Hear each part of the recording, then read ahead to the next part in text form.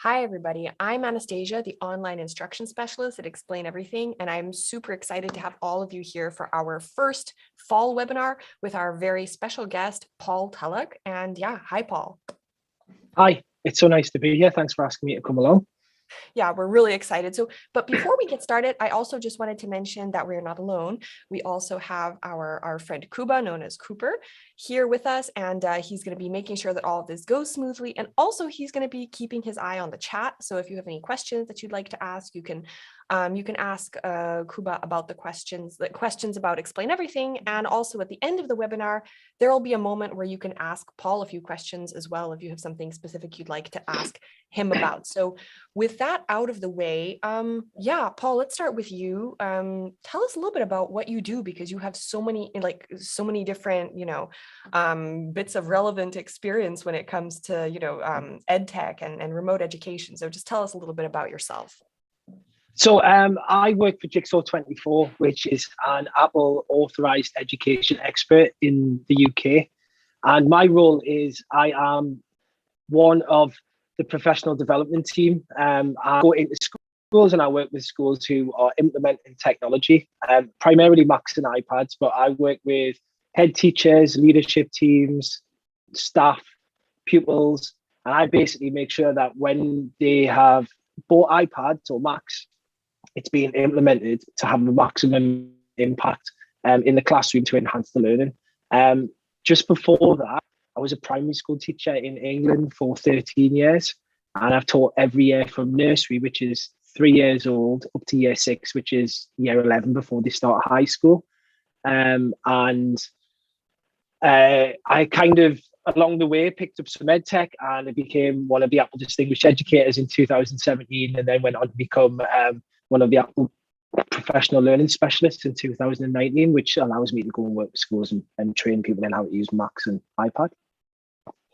So you kind of know this business, we could say, from the inside out. You've been a teacher, you've taught students of, all sorts of different ages, and then also it from like from the business side, from the techie side. So you were definitely the right person to invite for our first webinar this fall. I also have a question for you, because I know that you were into ed tech, into using technology in education way before it became cool, so to speak, before everybody was doing it, before the pandemic. So yeah, why were you interested in it for so long, and why did you think that technology was useful and even necessary in the classroom? So there's 2 reasons for this. The first reason is my own school experience. I hated school with a passion. I was 8 years old and I was asked a question by my then teacher, and I had a terrible stutter. So I used to stammer. I couldn't get my words out. I knew the answer and she belittled me in front of the class. Oh, that's and horrible. I kind of closed in on myself, and I never really took part in any learning. I used every opportunity that I could to get out of it and to show that I wasn't really interested. So my experience of school was awful. And then somehow I ended up going into teaching through one way or another, because I was never the person who was going to stand up in front of the class. I couldn't speak to anybody. I didn't use the telephone. Well, you could have fooled me, Paul. Just listen to you go, huh? Yeah, it's changed ever so slightly since then. But I was the type of person that I wouldn't speak in front of anyone. And then I decided that I wanted to change that for kids at school. I didn't want them to have the same experience. So when I started teaching in 2009 or 2008, it was, I had a boy in my class, and I remember him like it was yesterday. He was called Jack. And the first day that I started, I was told that Jack's, he misbehaves quite a bit. He's not really interested in learning, and he doesn't really have much to offer.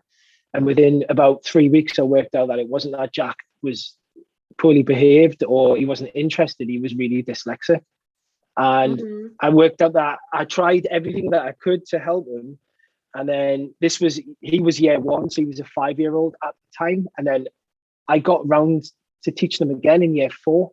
And by that time, iPads had come onto the market. They weren't even widely available in school. And my wife was a deputy head teacher, and her school had just got iPads in, and I became really interested. And I asked lots of questions, and I asked for a class set of iPads, and I basically gave him an iPad, and within 4 weeks, his entire educational life had changed because he could access everything. And then I just started exploring. I became really passionate as a kind of advocate that actually technology, it's not something to be scared of. It's something that we need to embrace. And then in 2014, I moved schools to a new school who wanted to ramp up their technology. And we started a one-to-one iPad deployment, and it just went from there. So it really, my interest in it comes from wanting to help kids who can't access education have the tools to access education. Well, that's absolutely amazing. Do you think it would be fair to say that when you looked at little Jack, you kind of saw yourself in him, yourself from all those years ago?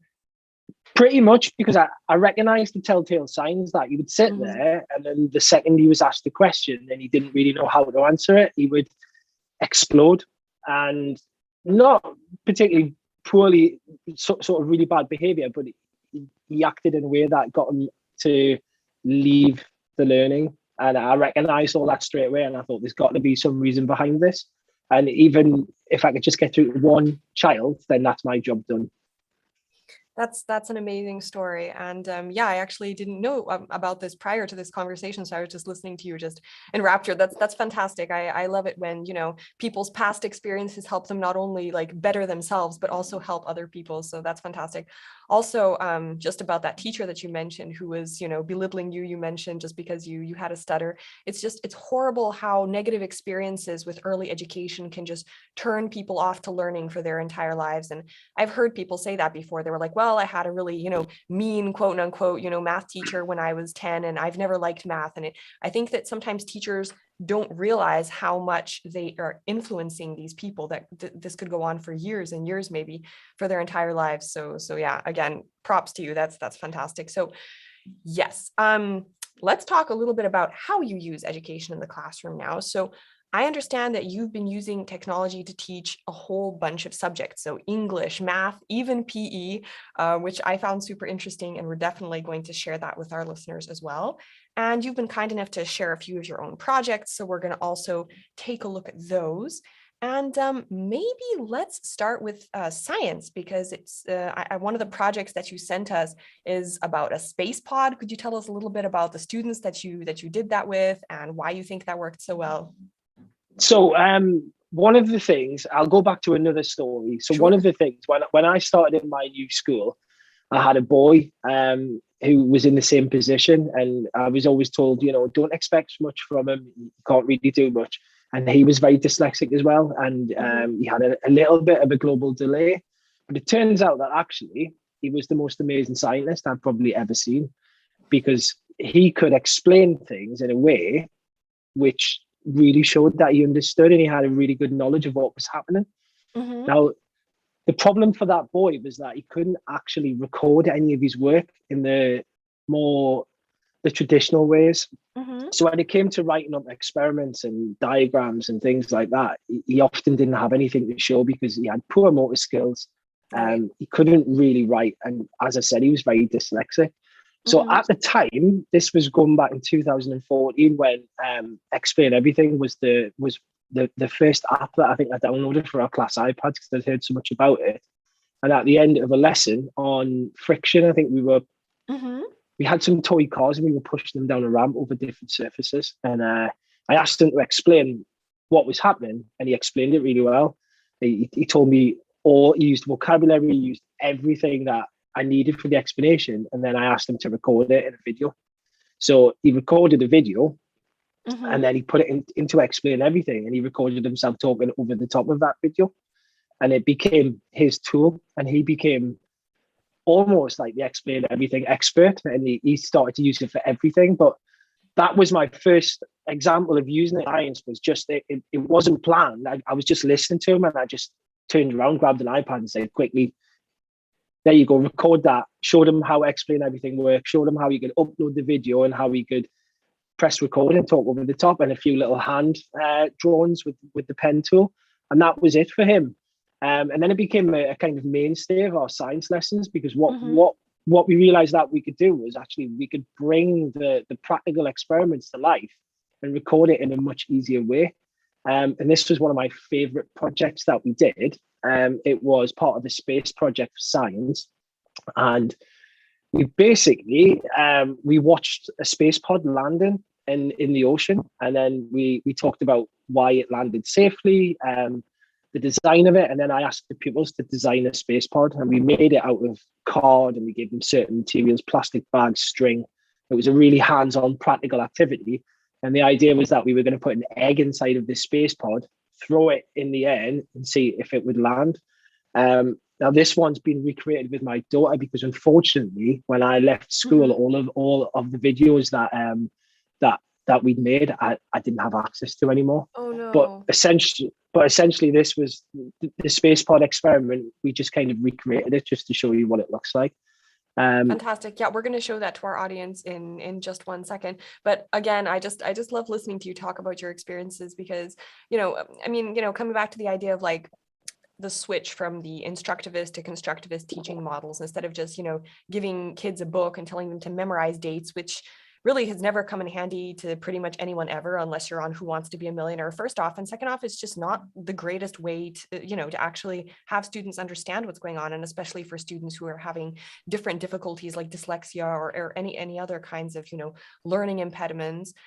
Just getting them to just sit down and like memorize text is just, it's not going to get them anywhere. And if anything, it's going to turn them off from studying, like I said before, potentially forever or for quite a long time. So let's take a look at that project with that egg and the space pod. If Cooper could just bring that up on the screen, that would be great. And I'm going to play it for our audience. I think I'm going to play the entire project. It's only 2 minutes long. I do believe we have audio, so everything should be, should be clear. So I see that this is the assignment you created for your students, and let's watch.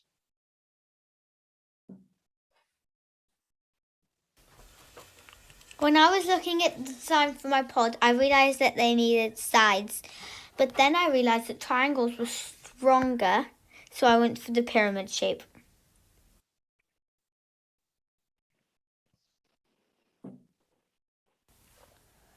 First I got my card and decided that I wanted to build a pyramid shape.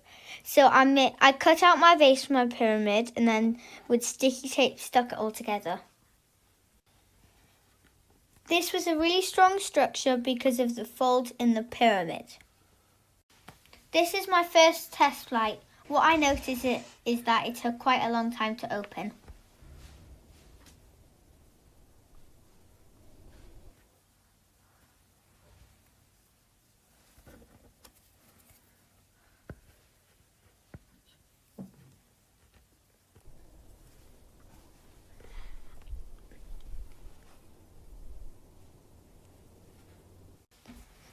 It floated well and it landed safely.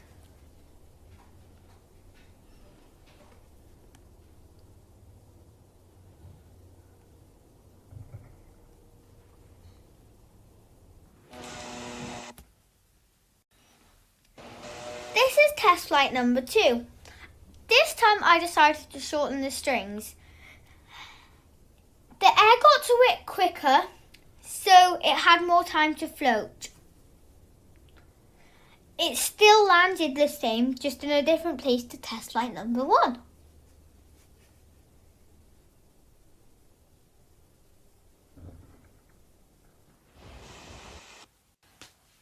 What I found is that the shorter the strings, the quicker it opens, and it has more air resistance, so it floats for longer. Well, first off, that was absolutely adorable. And second off, yeah, I mean, talk about real life experience, right? You said that was your daughter, right?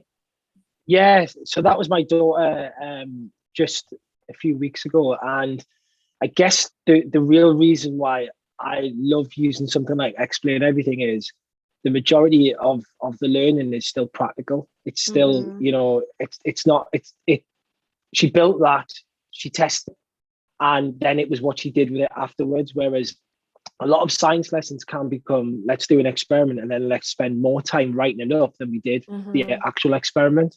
And she's only 9, so she's just in year 5 at school, and just off she went, and she can use those tools to explain it. And you can see that she either understands or she doesn't understand it.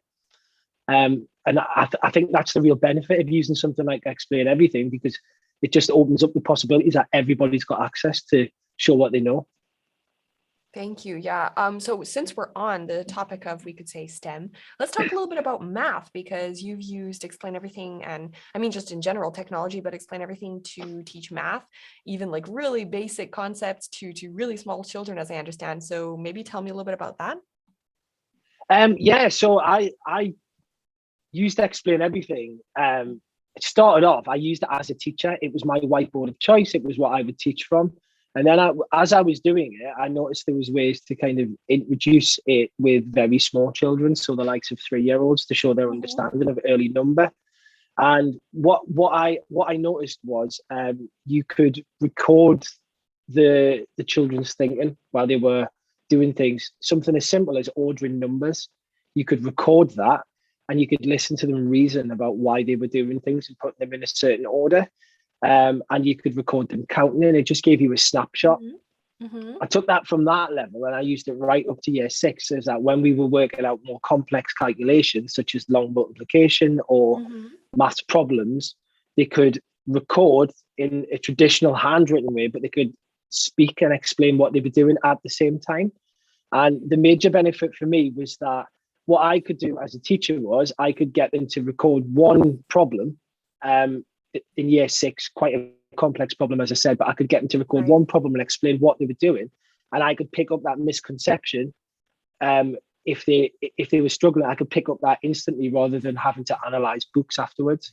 And it was just that being in the moment and capturing the thought process is something that I believe is real key to enhance the learning.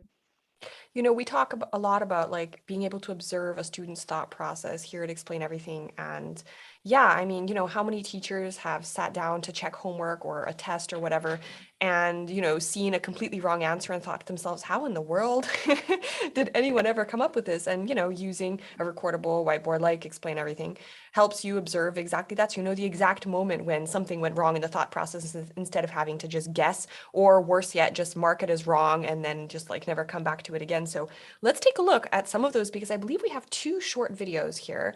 One of them is math in pre-K, which is also just so colorful and so fun. So this one is quite short. It's less than a minute. So I'm just going to play it for our audience. And then the second one we have is, yeah, also quite short. So let's just take a quick look at those 2. So this one doesn't have the recording over the top of the voice, but in the past, I've done this with the children, explaining why they were putting them in order. Right. 1, 2, 3, 4. I wish somebody had taught me math like this when I was a kid. I had an abacus, which I mean, at least was colorful and it was fun, but yeah, my abacus didn't have eyes and like a smile on it. So, okay. So in this example, even things like counting, you can see if the child was talking and recording, you could see that they were asked to put 4 ducks in the pond, but they've made that mistake and then they've recorrected themselves, so you can get that understanding. And this one, there isn't anything happening here, but this would just be a chance for the pupils to explain what they're doing and why they think they've got a certain answer. So that's just a very simple one as a kind of 3 to 5-year-old activity. Right. And let's take a look at the second one here. We have stormtroopers. I'm just going to rewind that and play it for our audience. I know there are 18 stormtroopers because there are 6 in each line, and 3 times 6 equals 18.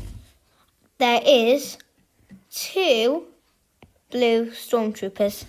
So this is 2/18ths, and it can be simplified to 1/9.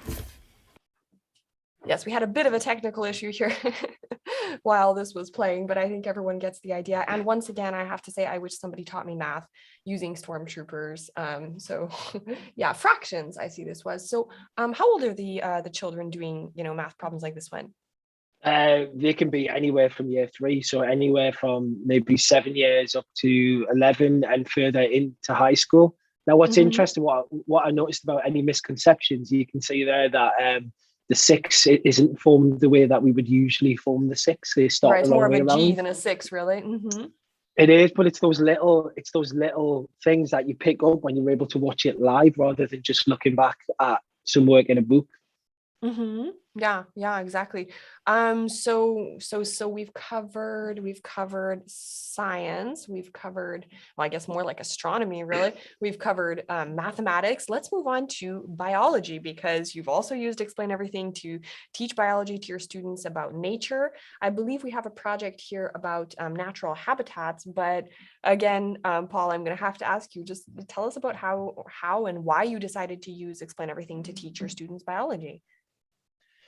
There was a few different reasons. Really. One, I could record the explanations for them and show them how a really good presentation that shows your knowledge and your understanding might look. But Mm-hmm. also, I like to include sorting activities where pupils can sort and they can explain why they're sorting them in that particular way. So rather Oh than yeah, the I like tradition, those too. They really show that people can understand the concept of like different categories and what makes something fit into one category and not another. So yeah, totally. yeah, and if you look back at something after it's been sorted, you don't understand why it's been sorted. So the idea Mm-hmm. was that I would set up these activities and I'd ask the pupils to record why they were putting things into certain categories, and that would show me straight away whether they understood or not. So Mm-hmm. in this particular example, I think it was mainly for geography. To be honest, I think it was looking at habitats and Right, right. and land formations and things like that, and how certain animals adapt. So I guess there was a kind of element, there was a crossover of geography and science in that as well. But it just became apparent that one, it would save me time as a teacher because I Mm-hmm. could create these lovely resources and these lovely boards and share them with my class, and they could work on them and save them as videos and send them back into Google Classroom or Shobi or Seesaw or whatever it Mm-hmm. is. And it allowed them to show their learning in a much easier way than the traditional cut and stick and put it in a book way. Yeah, I'm glad you brought up time, because I mean, I've heard one or two people say, watching all these videos as a teacher, like this has got to be incredibly time consuming. But I would feel that, I mean, okay, maybe it takes a moment to watch the videos, but then when you're able to like catch the mistakes, it's probably so much easier to, get your students on the right track. And in the long term, I would assume that that really saves a lot of not just time, but I would assume frustration on the part of the student, especially. What do you think? I've had this conversation before, and you're right. It does take time. Mm-hmm. If a pupil does a sort of maths question like this one, it's going to take me 30 seconds to a minute to watch that maths question Right. and work out whether they've got it or not. But it's going to take me far longer to mark a book. It's things like, it might sound a little bit kind of daft, but you have to find the page.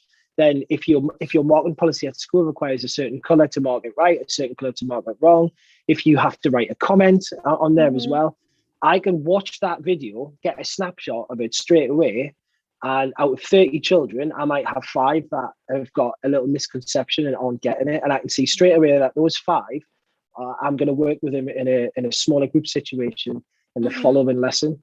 And in reality, that little bit of time invested getting to kind of understand where they've gone wrong is going to save you time in the long run, because you're going to be able to plan better lessons. Right. Yeah. Thank you. That's kind of the way that, I mean, I've actually never taught children myself. I've taught adults for many years at this point, but it just seemed to make sense that in the long term, like, it's like with everything, right? You have to invest a little bit of time at the beginning and then just save time later on. So I'm glad that you also see it that way, or that your experiences confirm my suspicions on this. Let me move on to that project on habitats then. And it's right here on the screen. This one is a little bit longer. It's 2 minutes. I don't believe the beginning has audio. But I think it's pretty self-explanatory. So we have the rainforest habitat, ocean habitat, polar habitat, and grassland habitat. And how old are these students, Paul? These would have been probably year 4, year 5, Mm-hmm. so 8 and 9. This is a recreation of something that I did with pupils in the class. And obviously, as I said, I don't have access to their original work. So Mm-hmm. this is just something that I would share with them. And then on the next kind of slide, I've taken the role of the student to kind of to show how you can do this and how you can explain kind of habitats. Right. Okay. Driest places on Earth are deserts. They get fewer than 10 inches or 25 centimetres of rain each year. Some deserts may get a lot of rain all at once. then it might not rain again for months or even years. Even though most deserts can reach temperatures of well over 100 degrees during the day, they are often very cold at night. This is because clouds act as blankets, storing water vapour and they hold in heat. But deserts don't have enough clouds and water vapour to do this, so it gets cold at night. There are huge deserts all around the world. The entire of the US could fit inside the Sahara Desert in Africa. Asia has the Gobi Desert, which spans across China and Mongolia. And more than 1/5 of Australia is desert. The hottest temperature ever recorded on Earth was 56.6 degrees Celsius or 137 degrees Fahrenheit in the US in Death Valley, which spans between California and Nevada. Even though they are so hot and sparse, the deserts are actually full of life, both plant and animal. Some plants, like cacti, store enough water until the next rain, and mesquite grass has small leaves that curl up in daylight to conserve water. Most desert animals have adapted to survive without water. The kangaroo rat found in the Sonoran Desert gets water from the seeds that they eat, while some carnivores like the desert fox get enough liquid from their prey. Also, most animals stay behind shady rocks or underground and only come out at night to hunt when it's cool. That was also quite adorable. I wanted to ask again, I'm going to kind of play devil's advocate here because again, people could say like, why do you need this video? You know, you could just tell the kids to read, you know, a passage from a book or a chapter from a book or whatever. So what would you say to that?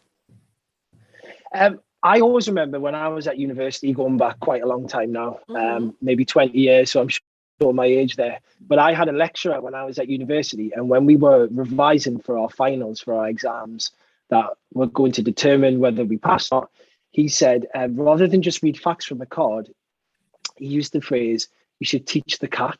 And he said, if you haven't got a cat, find an object and explain it to that object.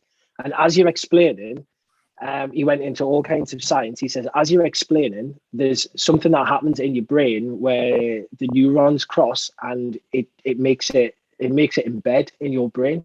And that is something that I've never ever forgotten, because I can't remember anything if I just read it. But if I explain it to somebody else, it shows that I understand, and it shows that I have some understanding, some knowledge, and it shows that I can put it across, and I can explain that to somebody else, which will help them understand. Now, you are so right. You could easily have just got any pupil or student to read a book, to read a passage, right, to do a little quiz, to, is this right or wrong, true or false? You could do a clause activity where you fill in the missing words. But actually, if they read and take the notes, and they have to then put a presentation together, which is why I explain everything so brilliant, because they can notes, they can find an image that goes with that particular fact, and they can hide it off the camera view, and they can bring it in when they're talking about it. And I think it brings the learning to life. And from my experience, when pupils have explained things, the learning's embedded more, and it's been a deeper learning experience. Yeah, I think I mentioned this in one of our previous webinars. I'm a psychology major myself, and when I have to study for a big test, one of the things that I do after reading whatever materials or listening to whatever lectures I had to do is basically I just shut the book, shut the computer, and I talk my husband's ear off for like an hour, just telling him about everything that I read. And I'm sure that he knows a lot more about psychology than he ever thought or wanted to.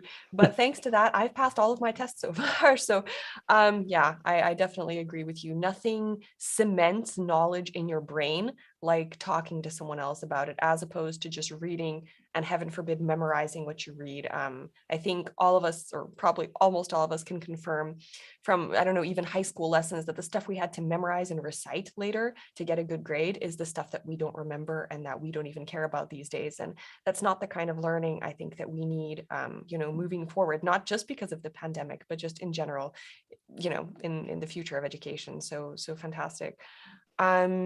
Yes, so let's take our noses out of our books for 1 second, because we wanted to talk to you a little bit about PE.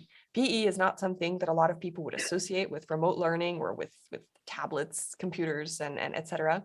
So yeah, this is probably surprising to a lot of people in our audience that you have used Explain Everything and in general just iPads and tech to teach to teach physical education. So why don't you tell us a little bit about why you decided to do that and why this is perhaps so often, I feel, overlooked in this, remote learning era we have now? So I was in my early career when I started teaching. I was in charge of PE in my school. I was sporty, I was thin, I enjoyed playing sport all of the time. And what I slowly realized is it was really difficult to assess the pupils in PE because you had 30 pupils in a class and you couldn't see everybody at once. But what I also worked out really early on was pupils couldn't assess themselves because they couldn't see what they were doing themselves.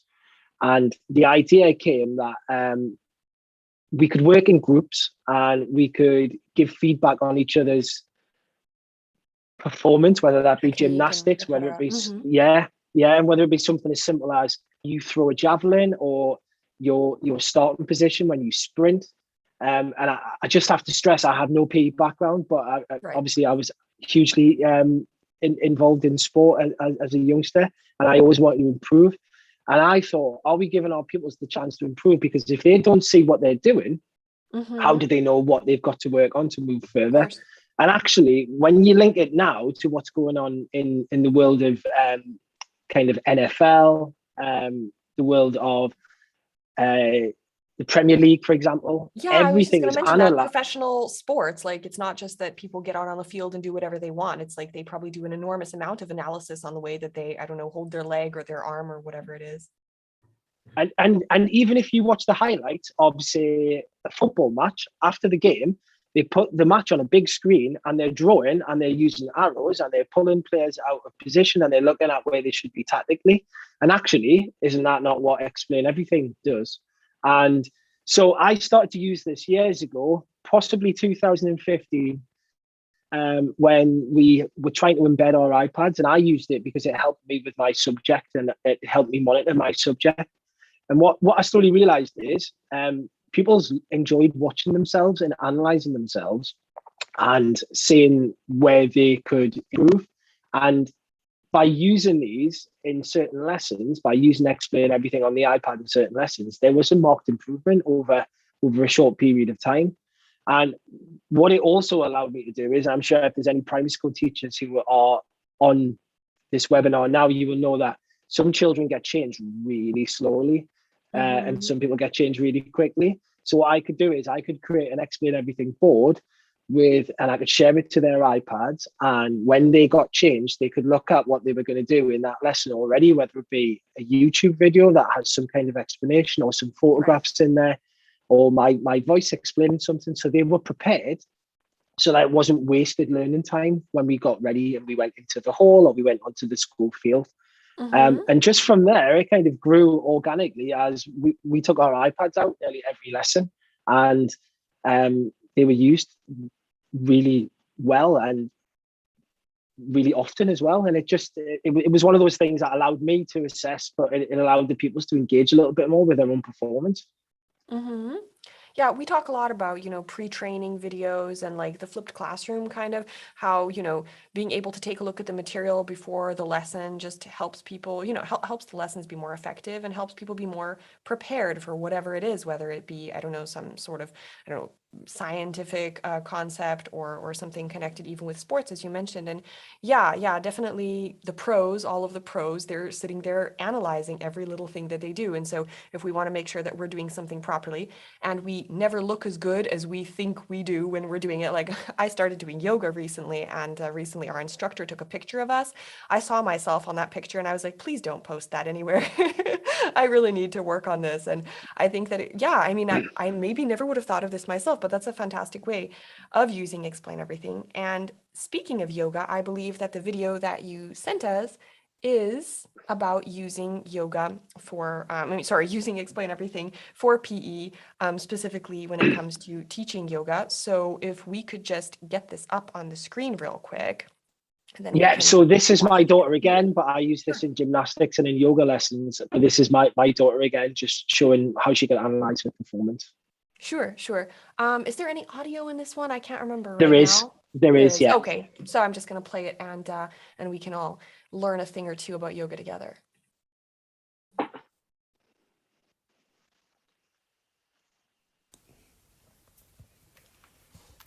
This one was tricky because it required a lot of strength, but I think that I could get my head down a bit more and my back straighter. I had a straight back and straight arms. I can move my leg a bit forwards to stretch more. In this warrior pose, I could move this leg forwards a bit and keep them in a line and have my arms a bit straighter and also in a line. This is my favourite pose, the plank pose, but I have noticed that I could lift my head up a bit more and maybe get my back to go a tinsy-wincy bit down. In the tree pose, I could get my leg a bit higher up there. I have to say your daughter must be the first and perhaps the only person in history to ever say the plank pose is my favorite pose. She she loves a plank. She's a Wow. big dancer, my daughter, and Mhm. she has this crazy idea of doing the plank in the most unusual places. So she's done it on top of mountains. She's done it on the paddleboard out in the North Sea. But she loves a plank. She could stay in a plank all day. I need to bring this video to my yoga class and be like, okay, everybody, if this little girl can do the plank, then we have to get our act together immediately because this is embarrassing. Thank you so much. That was, yeah, again, that was totally adorable. And as I said, a really original way of using Explain Everything that, to be honest, I don't think any teacher has ever mentioned to us before. So hopefully this will be an inspiration to other teachers out there as well, because I mean, I don't know if this is your impression as well, but I just feel like physical education has really suffered just because of this, whole remote learning thing. It's so much easier to teach other subjects, and PE just doesn't seem very, I don't know, it just doesn't seem very doable. What do you think? I agree. I think PE during the pandemic took a huge hit, and Mhm. obviously, I don't know what it was like in other parts of the world, but in the UK, we had major lockdowns where you were only allowed out for half an hour a day. Right. So to be able to do this in your own garden or your own house is a really good opportunity. And I also what I really like about this when I used it in the classroom is these pictures that I've put in. You can look at those pictures over and over again to check your form. Whereas if Mm-hmm. there's one teacher who's given the instruction and you can't remember what it looks like, you just have to work on your memory. But actually, you can come back to it again and again and again, and then you can compare yourself to the original picture. And during lockdown, I used to send out these little challenges to my class, and it could just be it could be a fitness class. We were doing circuits. How many star jumps can you do in 30 seconds? On one side, there'd be a little YouTube video. On the other side, Mm-hmm. they'd upload their video and then basically explain the performance. Now, a lot of my class was so competitive that they would upload one video and go, "Oh, I can beat that. I'm going to upload the next video and the next video." But I just found it was a way that we could all join in. It was really easy to make. I could distribute the resources with videos and photographs, and they Mm-hmm. could send theirs back to me with their explanations. And it was just one of those things that worked really well. Now, what I must say about my daughter is in that particular video, she doesn't say anything positive about what she's doing, and there's lots of positives in there. And that was something that I could talk to her and work on afterward to say, listen, what's good and what you need to improve on, instead of just what you need to improve on. And it opened up a kind of well-being chat as well, because Mm-hmm. actually you've got to take all the positives and then look for areas to improve rather than just being hard on yourself. That's also a really interesting point, because like as a teacher, you're not just responsible for, teaching kids what 2 + 2 is, etc., but also just about kind of preparing them for life in a way. And if you can watch these videos and note that, one particular student is constantly maybe, too hard on themselves. I do this wrong and I do this wrong and I do this wrong. This could be an area for self-development for that student that that I just didn't think of as well. That's really, really interesting. And I love how you talked about motivation, because, you kind of, I guess you could say, kind of gamified the whole PE thing. Like a lot of times kids, hear PE and they're like, oh, come on, do I have to, et cetera. But now it's like, it's a competition. I can do more. No, I can do better, et cetera, et cetera. So it seems like a great way to keep people fit without them even realizing that they're going into all of this effort and learning so much in the process. That's fantastic. Exactly. And I think as well, for young people, they're watching their heroes on the TV and they're watching their performance be analysed. It's nice to put yourself in there and pretend that you're Cristiano Ronaldo, or pretend that you're maybe Usain Bolt, and you can compare your performance and then you can analyse it, then you can improve it. And there's lots of ways in PE lessons that we don't get the opportunities to do that. That kind of reflection. I think self-reflection is really important to kind of move us forward. Yeah, speaking of motivation as well, one other thing I wanted to mention when you were talking was you were talking about how like people could compare their videos from, I don't know, several weeks or several months prior to what they can do now. And I think that, yeah, a lot of times progress happens so slowly that people don't really notice how much they've made. But if you can just like, if you have hard evidence, like here's a video of me from 3 months ago trying to do a plank or whatever it is, right? And video of me doing it today, it's just, I think that could also be incredibly motivating for students to see that, okay, the progress might have happened slowly, but heck, that's a lot of progress. You know what I mean? Exactly, and everybody has different ways of viewing themselves, and actually we should be promoting the positives, and we should be celebrating those differences that might not make any difference to you and I, could make a huge difference to a child, and they go, you know what, I can do this now, I can do this, and I couldn't do it 2 weeks ago, and I think that's important as well.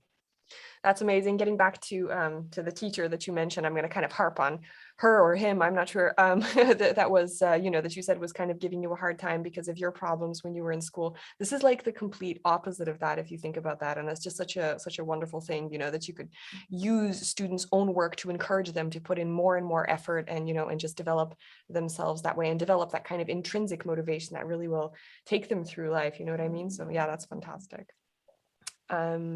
Okay, and speaking of encouraging and speaking of kids with with different difficulties, I wanted to get back to the dyslexia topic for 1 second. I know that you already that you kind of already touched on that, but yeah, have you, I don't know, had any other experiences with working with students with different learning impediments that you found that tech was helpful in helping them overcome their difficulties?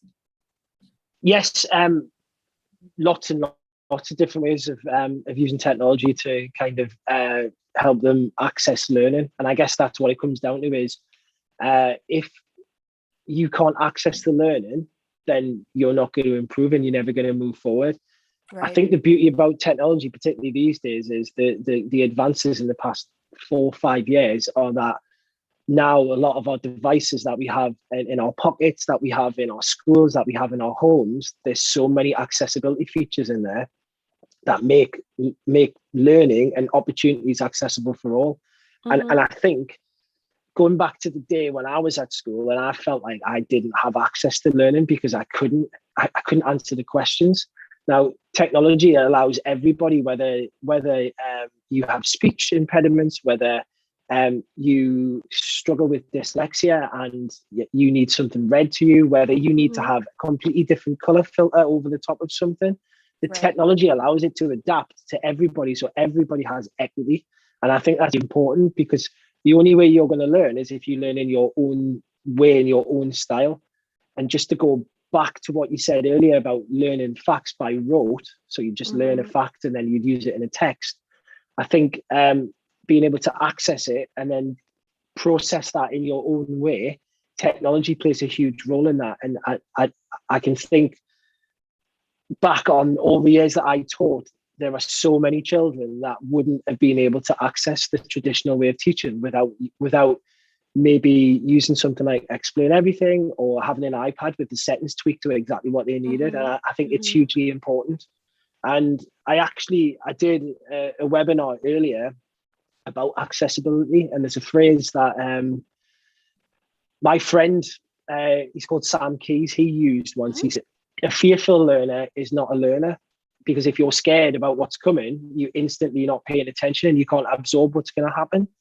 And then there was another phrase that I used is accessibility is necessary for some, but it's great for all. So what I mean by that is, in my class of 30, I may have 5 children who need some kind of accessibility feature. And rather than just work with those 5 children and explain what those features are and help them get set up, I used to, with my class, tell the whole class every feature. And if they wanted to use it, they could use it. So I had some pupils who used to dictate their work, and it would type up on the iPad. And I had some pupils that needed that because they couldn't hold the pencil. Right. But I had some pupils that used to use it because it would force them to say the punctuation, and it would put the punctuation in, and it would help them embed their learning. And I just think that if everybody's got the tools, you can pick and choose what you need to use. And I know for certain that if I ever write any email, I have my MacBook or my iPad read it back to me, because if I have it read back to me and it doesn't, if I have it back to me and it doesn't make sense, or there's a spelling mistake in there, I can spot that straight away. Whereas if I was to read it back, my brain's going to tell me what I think I've written, so I'm not going to spot the mistakes as easily. And I just think if as adults, we're using the technology in ways to help us, say, for example, things like Siri, Alexa, Google Assistant. If we're how using much more those important kinds would it be for a child who's just getting started doing these things, right? Exactly. And if you've got it in a classroom, why not embrace it, and why not let the child have that bit of independence that helps them to understand? So I think it's massively important. I could talk about it all day, to be honest. It's my major passion in education. Just another reason why we're so glad to have you here. I loved what you mentioned also about just kind of like listing off all of the different features and possibilities, and just letting your students pick and choose what's right for them, instead of singling people out, heaven forbid, because, children are super self-conscious about stuff like that, and just telling them, okay, you can do this, and if you don't want to do any of it, that's fine. If you want to choose one feature or 2 features, that's also fine. And that also gives them, it's not only about not making them feel uncomfortable or embarrassed, but also, again, about giving them this independence. Like, it's up to you, your learning is up to you, coming back to the constructivist thing that I talked about before. So I think that that's exactly where we would like to go with education in the future. Thank you so much, Paul. The last thing I wanted to talk to you about here is teaching teachers, because you kind of graduated, so to speak, from teaching children to actually educating the people who teach children. And why don't you tell us a little bit about what it's been like to teach adults how to use technology in the classroom? It's been the most amazing experience. It's so rewarding because as teachers, you don't often have time to explore the technology, to explore what can be done, because you've got so much pressure. You've got the academic side, you've got the assessment side, you've got the emotional and the well-being side. And when I was in the classroom, when I was a teacher, I would come home from 6 o'clock. I'd spend an hour putting my own kids to bed. I'd have my tea, and then I would be playing with technology again to find out what I could do. Now, that's not possible these days. But working with teachers and just showing them something simple that can make a difference. So, for example, one tip or one trick, and the light bulb moment goes off because they can instantly relate it to a pupil that they've taught. That is an incredible experience. And I often have a lot of teachers say, well, I haven't got time to use this, or I don't know how it works. So my kind of advice for that would be start small. You don't have to do everything at once. Of course. When I became a teacher, I couldn't teach every subject. Amazingly, I wasn't fantastic with subject knowledge. And it could just be take something like Explain Everything, look at how it works, and then when you're looking at what you're teaching and what the learning actually is, it's all about pedagogy. It's not really about the technology.